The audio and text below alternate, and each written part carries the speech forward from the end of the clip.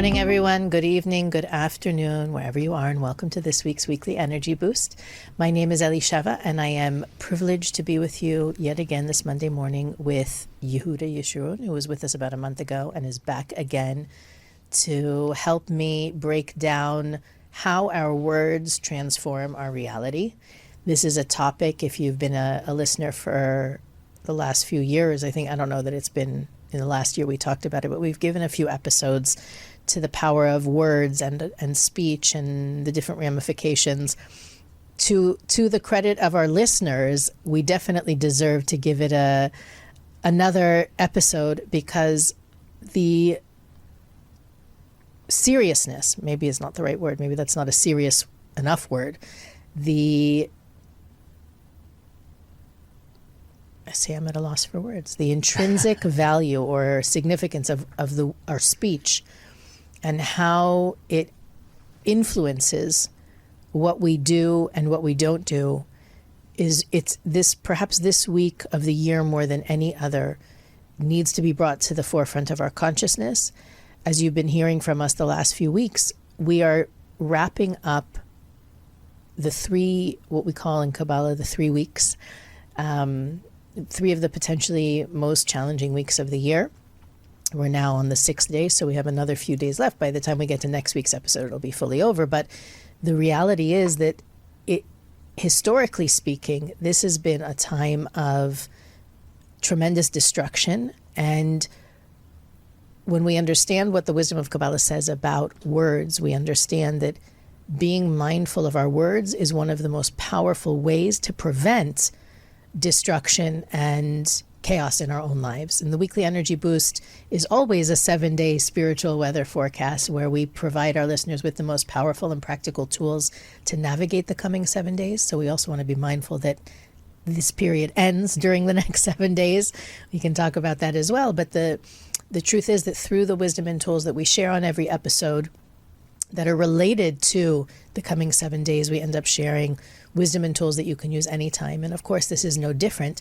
The reason we're focusing this week more than last week or the week before or a month from now is because the spotlight is on. The magnification of our thoughts, words, and actions are greater in this time. And you may have been feeling that. You may have been feeling like the boomerang comes back at you faster than in other periods of the year. But that's one of the reasons we want to talk about this today, and hopefully not only shift our relationship with our words this week, but forever. Yehuda? Well, so the first thing I always think about when it comes to words, and it's interesting we started. The last time I was here, we spoke about our eyes and our vision, right? Now we're talking about a different one of the 5 senses. When you want to really understand how impactful they are, our words, they are literally a force of creation. If you look in the Torah, in the Bible, and you look at the story of creation, right? God said, let there be light, and there was light. I mean, it's called the 10 sayings of God, right? If you look in the story, if you look in the Bible, it says, and God said 10 times. So you'd think that an all-powerful force called the Creator wouldn't need to speak to create anything, but it's not about the story. It's a code. It's telling us that our words literally, that last time we spoke about how we see things create reality. Our words literally shape and shift everything that is around us, because they are the actual literal force of creation. And if you look at it in that way, then every word we say creates something. What is it that we are creating? And the Kabbalists talk about the idea of angels. There are different kinds of angels. You've spoken about angels on here in the past. There are different kinds of angels that are created through our thoughts, our words, our actions.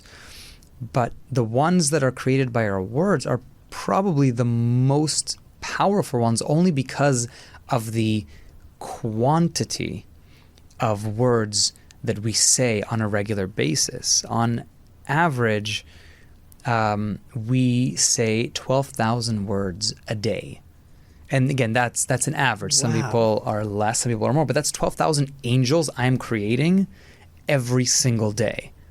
Regardless of language. Regardless of language, right? There are some languages in which you need to say more words to get the same point across, but on average, every single one of us is 12,000 words a day, 84,000 words a week. That's almost 5.5 million words a year. That's 5.5 million angels that I'm creating. And for those of us who talk for a living, be really careful what you say. And it's kind of funny. I was thinking about this idea is like actions speak louder than words, but not always. Sometimes our words are more powerful than our action. And when it comes to positive or uplifting words and negative or words of destruction, there are different types of each of those, which we don't have time to get through all of them today.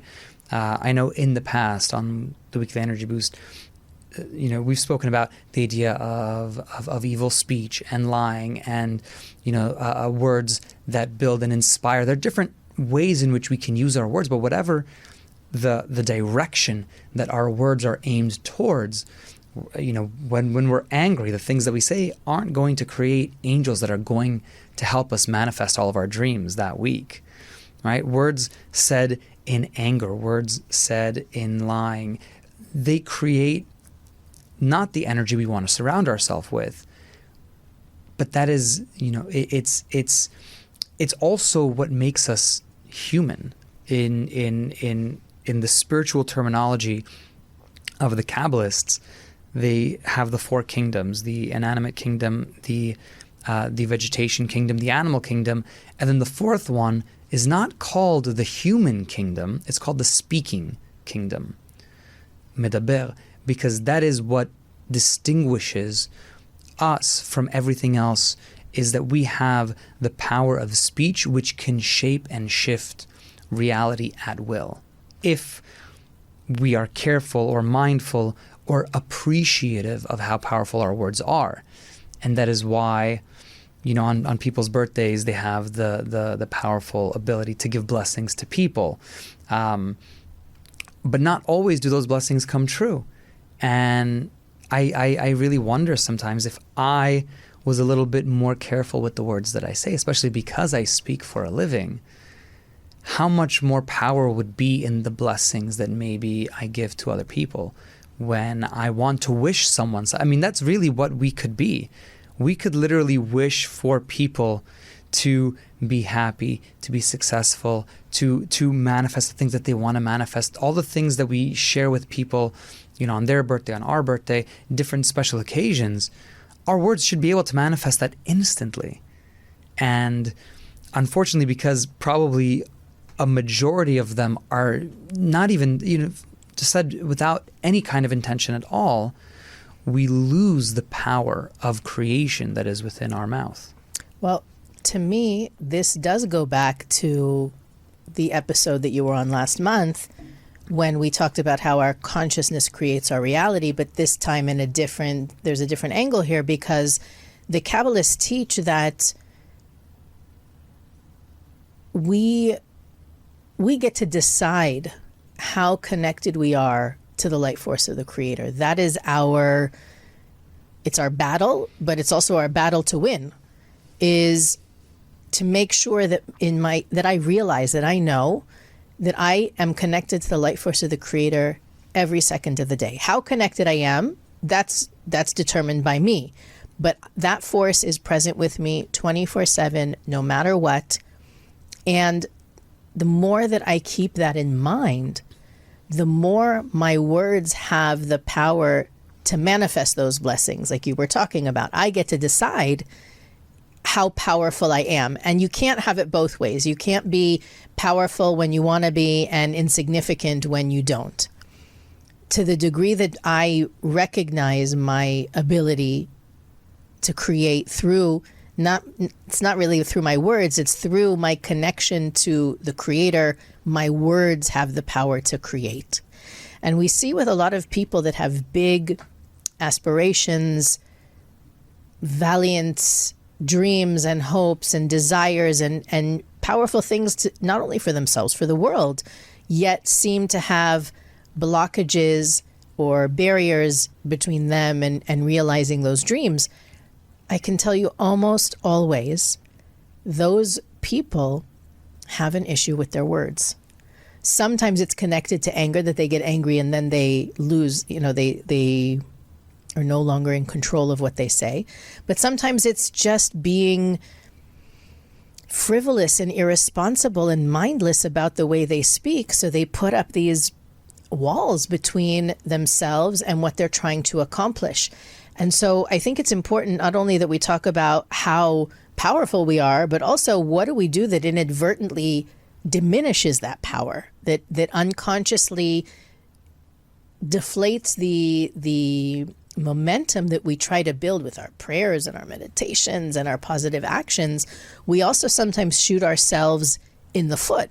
And again, we may have touched on this in different episodes in the past, but I think if we can create a almost like checklist, make sure you're doing these things and not doing these things, this is an episode that can really change people's lives in the world.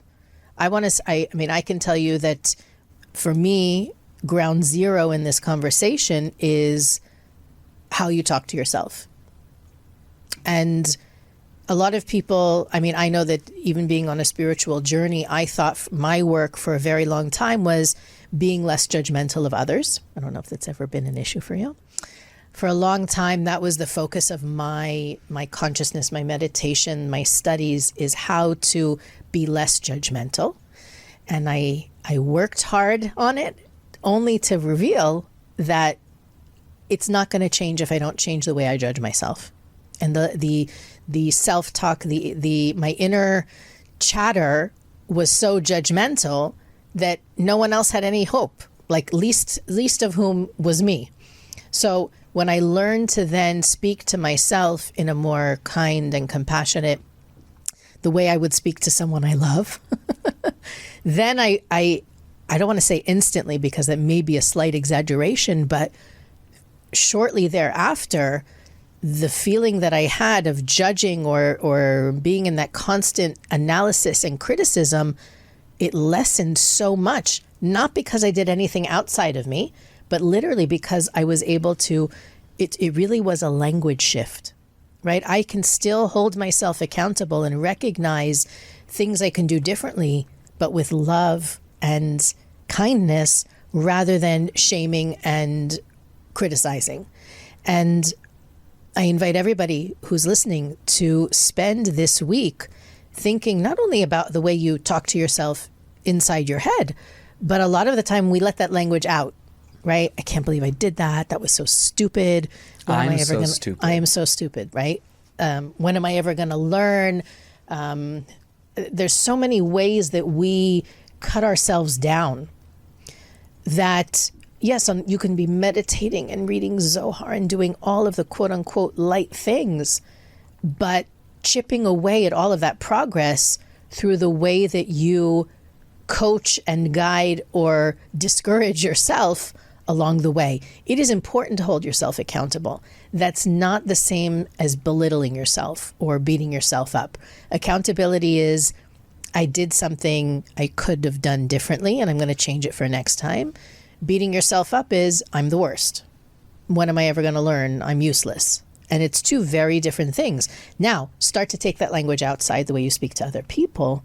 You think, oh, I never talk that way to anyone else. So why are you talking that way to yourself? And from there, begin to shift your own personal conversations with yourself, which inevitably translate to the conversations that you're having with the Creator, and then extending it outwards to other people. Yeah, and I think that also applies to the words that we listen to. It's funny you mentioned the Zohar. Last week I was reading from the Zohar and I read this thing that I'd never seen before that I thought... I love when that happens. And it was like, how did I not think of this? This is so obvious. How did I not ever question this before? And the Zohar was talking about our five senses and talking about the sense of hearing, which is unique to all the other senses, in which it only takes in and does not let anything out. We eat with our mouth and then we speak, so words come out and things go in. Our eyes take in visual stimulation, but we also, as we observe reality, we change and we shift it, right? So every one of our senses, but our ears only take in. They do not impact anything external, right? With our nose, we inhale and we exhale. So I thought that was fascinating because what we take in stays in. There is no filtration system that cleans out the words that we listen to, which also impacts then how I talk to myself, because where did we learn that from? We learned that from something maybe we saw on TV, from music, there are so many, from conversations we just listened to. So many conversations I've walked away from because I just didn't like what was being spoken about. I didn't even say, I just walked away. Like I just had something to do. You don't even have to excuse yourself sometimes. You can just, if there's, when we talk about, there's speaking evil speech and there's listening, which is also, damaging to the soul. The words that we listen to have a tremendous impact on what becomes of the power of our soul, which I thought was just a really beautiful thing. Again, I've never how did I never think about that, right? About all of our five senses. Which I think is really beautiful. So that's another tool that we can use to shift the how we defend ourselves from allowing our power of our soul and our connection to the Creator become damaged or weaker, right? Is the words that we listen to alongside the way that we speak to ourselves. And another tool that the Kabbalists talk about is silence, which I was very tempted when you introduced me to just not say anything for a couple of minutes. 'Cause I've done this before. It's so uncomfortable. Why do you think that is? I think a lot of people, myself included, I mean, it was uncomfortable. Like I gave a seminar on the power of words one time, and I walked in and said nothing for 5 minutes. My dad once did this for a whole hour. He said, "Good evening," sat down, said nothing, and walked out after an hour. Said, "Have a good night, everyone." And some people said it was the most powerful class they'd ever heard in their life. And he said not a single word. But I think silence is, first of all, it's a space that allows us to ask questions, to dig deeper, to speak to ourselves, to come to terms with different things, to understand things about ourselves. And I think many times we're afraid of confronting ourselves, and so we fill silence with things that, end up taking away. And so, and it's also one of those tools that it's not just about sitting with yourself and meditating or asking questions. It's also, I had a conversation this week with someone who was telling me how, they're constantly trying to manifest things, but they're always talking to certain people about different projects and, trying to get their advice, but then they're sort of not really supporting them. And they can't stop themselves from talking to so many people about the things that they're working on or they want to accomplish or they want to do. And one of the tools the Kabbalists explain is that if saying something is worth 1 gold coin, being silent is worth 2. In how we allow the things to manifest in our life.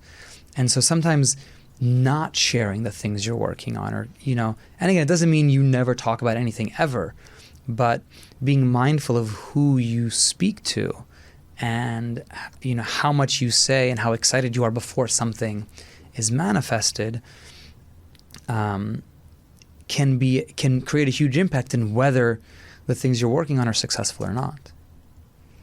I think there's also a certain biological effect that words have, whether positive or negative, that really we can't really ignore that part of the conversation. Also, it's the Rav would call it airborne disease, right? That people speaking negatively about others is actually the cause of illness transmitted. No, that's an extreme. I can hear our listeners going, what? But in effect, if you can imagine that the negative speech, complaining, gossiping, there's a lot of different things that fall under the negative speech category. It's like it creates a pollution, a cloud around you. And it's really hard to get your head above that cloud to when you want to. And that's the for me, one of the biggest points to make in this episode and in general when talking about words is everything is a choice. So if you want your life to be positive and happy and blessed and fulfilling, you can't afford to speak negative in any form. Complaining, venting, gossiping, embarrassing people. There's so many different frequencies, so many different ways you could speak negatively. I don't know if the audience could hear that. That it's almost like you have to grab yourself by the shoulders and decide what's important to me. Can I break this addiction? And what, by the way, science explains it's an addiction. That if you're naturally inclined, or over time you've developed a natural inclination toward pessimism, toward speaking negatively, toward seeing the glass half empty, you literally have to rewire your brain not to think that way anymore. And the result of thinking that way constantly is actually the opposite, right? We talk about, being positive, thinking good thoughts, meditation, all those, the serotonin and all the different things that happen. Imagine the opposite effect, that having negative speech gives the body the understanding that something bad is happening, right? Even if you're talking about something on the news, something happening on the other side of the world, something happening in your neighbor's bedroom, whatever it is, your body does not have the ability to distinguish between real threat and perceived threat.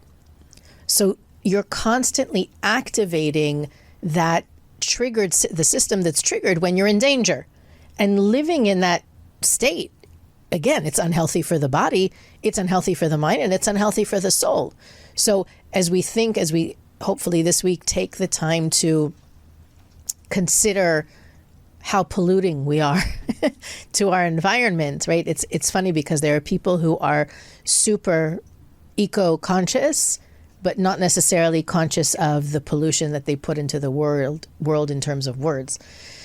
The result, that my point in bringing up the health thing, is that you stand to benefit too in the immediate.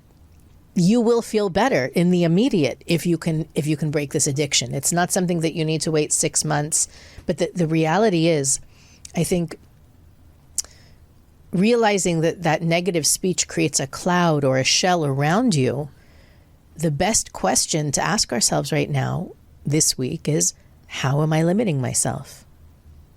Use your words to explain that. How am I limiting myself? Am I engaging? Am I joining the gossip at the water cooler because I'm bored or I want to feel like I belong or be included? Am I just repeating the words that my parents or my teachers told me and I just became a robot and just that became my inner talk? Really ask yourself, what am I doing or not doing that's limiting me that I can stop doing or start doing to remove those limitations? And I think the result of asking those questions and going through those process, it's win-win.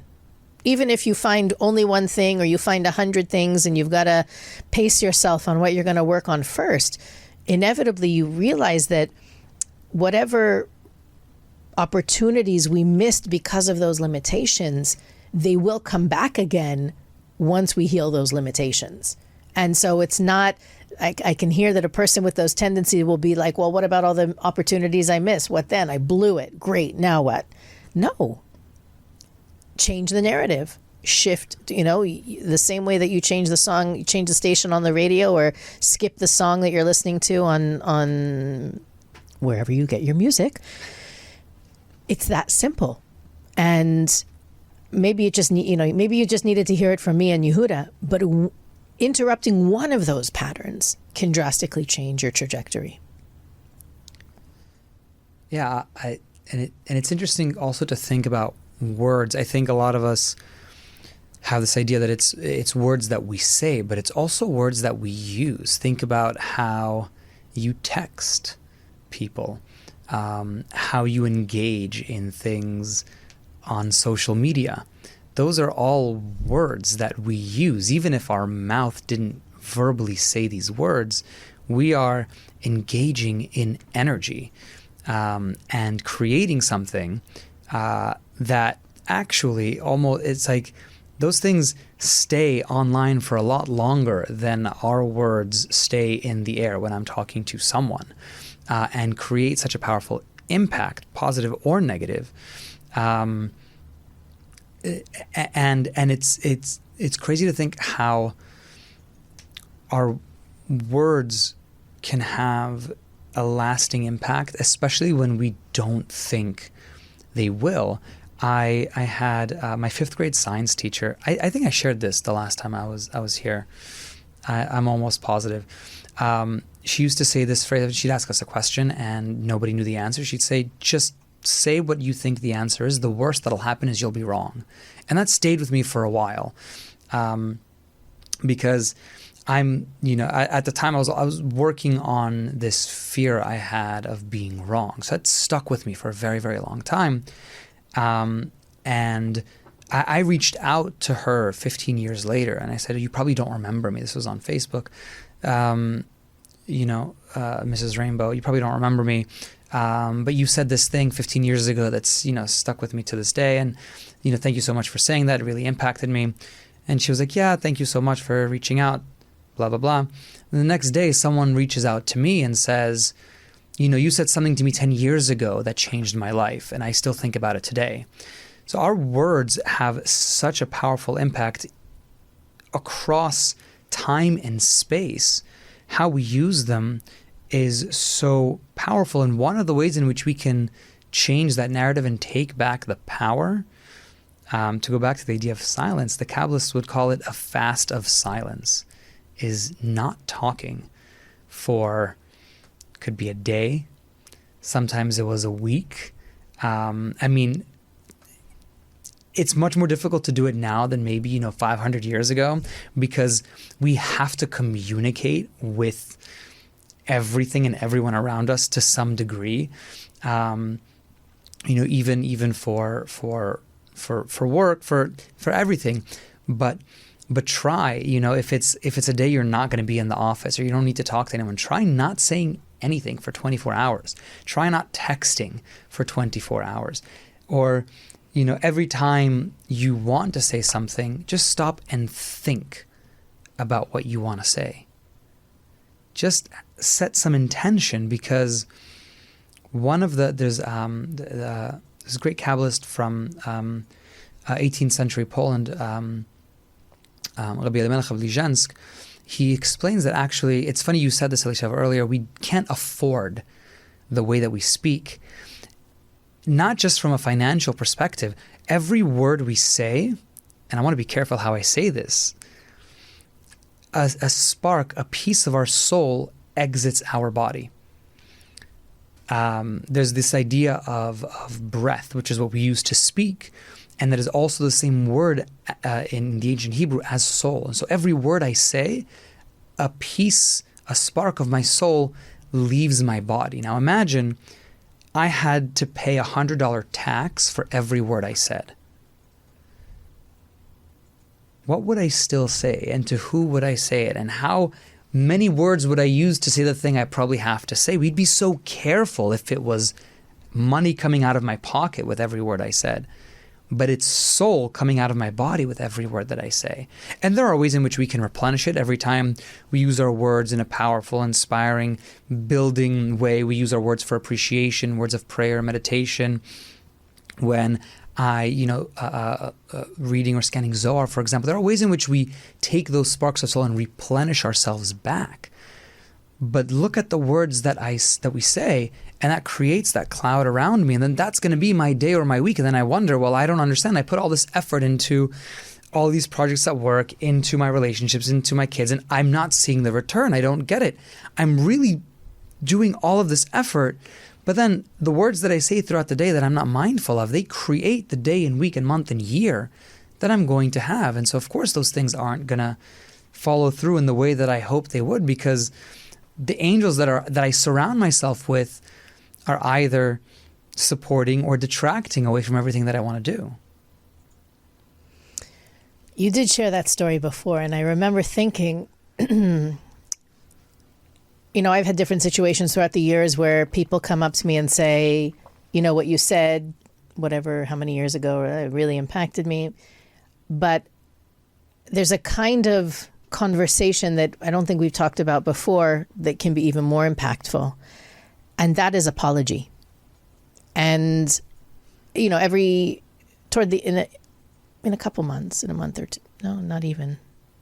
Shortly, we will begin to talk about the process of collecting those lost sparks the light that we quote unquote lost throughout the year by behaving negatively, speaking negatively. There's a whole technology and process. We always talk about it every year at the end of the summer, beginning of the fall, because the universe supports us so strongly to do that. And most of that work is internal. But I cannot emphasize enough the power of going back to someone that you may have hurt, or even if you didn't hurt them. And I can give you an example. Again, I think sometimes it helps to hear examples, but you're having a conversation with a friend and they're going through something, and you say to them, "You think that's bad? Have you heard what happened to so-and-so?" And you're trying to make them feel less bad, right? It's not malicious, and it may be gossip at that point, but maybe I can think of another one. It's not that bad. You've been through worse. I know you can do it, etc.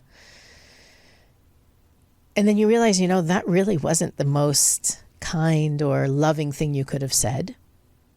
Going back to that person and saying, you shared with me a couple of weeks ago whatever you were going through, and my response was not as empathetic or compassionate as I would have liked. I just want to tell you I'm sorry, and I want to do better, and please tell me how I can be there for you. Even if they're over it, right? Whatever the ship has sailed, they're no longer in that bind or whatever was going on before. I guess my point is our words can heal. And over I would say past year, I've had the privilege of witnessing a lot of that kind of healing in my own life, in other people's lives, encouraging people to do that kind of healing. It's true that with time, sometimes things lose their significance. Oh, it's not that big of a deal. She probably doesn't even remember. Doesn't matter. Whether a word is positive or negative is really based on what's behind it. The intention, the consciousness. It's what determines if the word is a dagger or a cushion, or I don't know, a lollipop, whatever you want to call it. It's really that we have to recognize not only the risk in speaking, but also the reward in speaking. And the fact that we, as humans, the speaking kingdom, we can heal with our words. And when you start to realize that, just by turning to someone and saying, "I'm here for you, tell me how I can be there for you," or "That sounds really hard. I have no idea what that's like. That sounds really hard. I'm here if you want to talk," or "I'm here if you need anything." It's important for us to realize that we have the ability not only to create darkness, but also to remove it. And to be able to find someone, I think especially this week in our lives, that we can use our words to heal. Not that we're in charge of the healing or it's up to us. You kind of say it and let them, can't control what they do with what you say anyway. But if your intention is to heal and to connect and to be the light, you'll be surprised at how much impact your words can have. Yehuda, closing remarks? It's funny. I lost my voice recently. It's a miracle that I have my voice now, but it really awakened a deeper appreciation within me for the ability to speak, and also when you lose your voice, you start to think, okay, what do I say? What do I started answering people like, I can't speak. Let's talk later. And I started to realize, what conversations were important, which ones really weren't important, which ones, what I wanted to invest energy in. And I think as a final closing remark, I share this story from one of the Kabbalists when he was 10 years old in Poland in the dead of winter, didn't have many clothes to keep him warm. He came from a very poor family, and he got onto this. He really wanted to study with this great Kabbalist, so he found this wagon with people who said, "Oh, if you'll be our stable boy, you can ride with us for free." And at some point, they went inside on a stop, and he stayed outside to watch the horses. He's freezing, and he starts dancing and singing outside and saying, "I'm so cold, I'm so hungry, I feel amazing, I'm so cold, I'm so hungry." And someone walking by is like, "Are you crazy? Why are you you're saying you're so cold, you're so hungry? Why are you singing? Why are you happy? That doesn't make any sense." And he said, "I'm singing because I have the ability to recognize, to feel my hunger, to feel the cold. There are people who can't even feel any of that. And I have appreciation even for my ability to feel something in this moment." And it's really just, if we can use our words more to appreciate what's around us rather than complain about what we don't have, everything in our life will begin to feel more happy, and our experience of it will elevate because we'll begin to be creating things in a very different way. I love that. And I hope that everybody feels, this is, again, we're now closing in on the last few days of this time period that can be trying, let's call it that. The energy definitely turns upward. We mentioned that around the new moon as well, but it's important to keep in our minds as we go through the coming week, the 9th of Av, which is the peak, and also the finale of this period is on Thursday, which is the July 27th this year. Afterward, the energy begins to grow, meaning the month of Leo is the opposite of all the other months. It's darker in the first 2 weeks and brighter in the second 2 weeks. So that energy continues to grow. We'll talk about the unique opportunities of next week on next week's episode.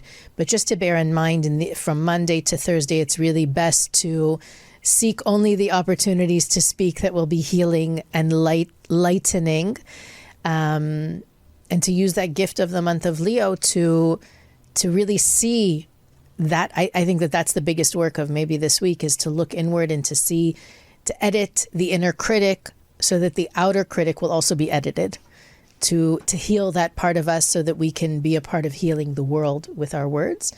And next week we'll get into next week. Let's leave that alone. Yehuda, thank you for being with us again. It's Thank always you for a pleasure. having me. Weekly Energy Boost is available on all podcast platforms, YouTube, Facebook, and Instagram. You can also visit our website, weeklyenergyboost.com, where we share the different things that we're interested in, and we want our listeners to know about. You can also click the donate button at weeklyenergyboost.com and contribute to making our podcast possible. Please, if there's one thing you do, share this episode, rate, review, like, subscribe. The more momentum you put behind us, the more ears and eyes we reach. And it's thanks to you that we're finding the souls that we're finding. So keep it up. We appreciate every single one. Have a fabulous week, and we'll see you next time on the Weekly Energy Boost.